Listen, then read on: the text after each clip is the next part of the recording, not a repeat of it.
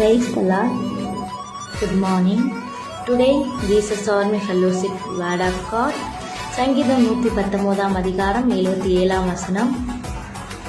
நான் பிழைத்திருக்கும்படிக்கு உமது இரக்கங்கள் எனக்கு கிடைப்பதாக, உம்முடைய வேதம் என் மனமகிழ்ச்சி. ஆமென். கர்த்தருடைய நாமத்துக்கு மகிமை உண்டாவதாக. இந்த நாளில கூட இந்த சத்தத்தை கேட்டுக்கொண்டிருக்க தேவனுடைய பிள்ளைகளை நம்ம உருவாக்கினவர் நம்மோடு இணைப்படுவதை, அவர் நம்மை மகிழ்ந்திருப்பதை நம்ம என்னைக்குனா உணர்ந்து அனுபவித்திருக்கிறோமா?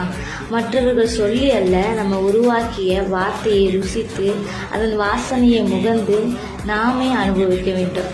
அதற்கு நம்ம தான் வார்த்தைக்கு திரும்ப வேண்டும்.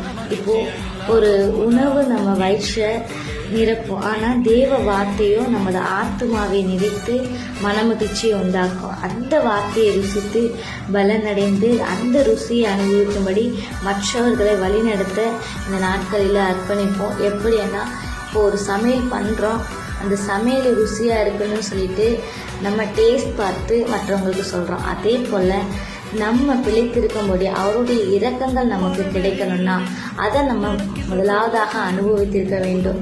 நம்ம வேதத்தை வாசித்து அதை அனுபவங்களை நம்ம அனுபவிக்கும் போது மற்றவர்களுக்கு சொல்ல நம்மளுக்கு உதவியாக இருக்கும். அப்போ வேதம் நம்மளுக்கு மன மகிழ்ச்சியை உண்டாக்கும். ஆமென்.